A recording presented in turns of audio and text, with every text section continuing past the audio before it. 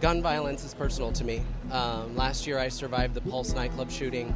I lost two of my best friends that day. We lose hundreds and not thousands of people every single year to gun violence, and some of them are our most vulnerable women and girls. And so I think it's really important that we call the NRA out when they're doing blatant things that only intensifies the violence in our communities, and actually ask the government to do its job. The thing that makes me so angry is that 20 little first graders got killed, and we have done nothing. The NRA is so up in arms, literally, about what they call government tyranny, but policemen shooting people of color in this country with absolute impunity, that's government tyranny, if anything is, and the NRA has nothing to say about it. That ad was to say to you, be afraid, that we will meet you with our guns.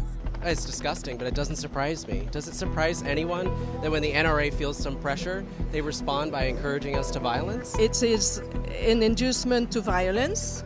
It's racist. It's just unforgivable. I mean, it's bad. You have the NRA essentially threatening with weapons with their Second Amendment rights, the First Amendment, freedom of expression. It is for Philando Castile that we are out here today. It is for Sandra Bland that we are out here today.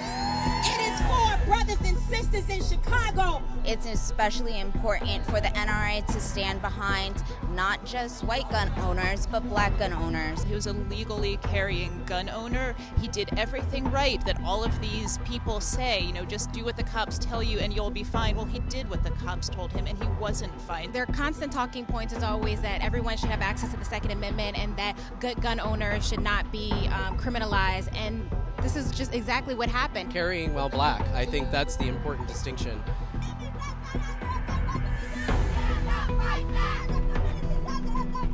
A little bit more that doesn't glamorize it.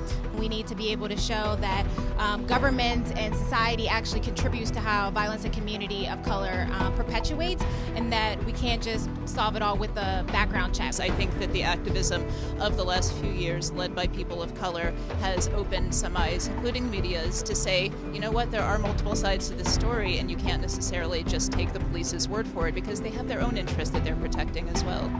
People will always prevail if we use our voices, our feet, and our power to stand up against oppression, bigotry, lies, and hate.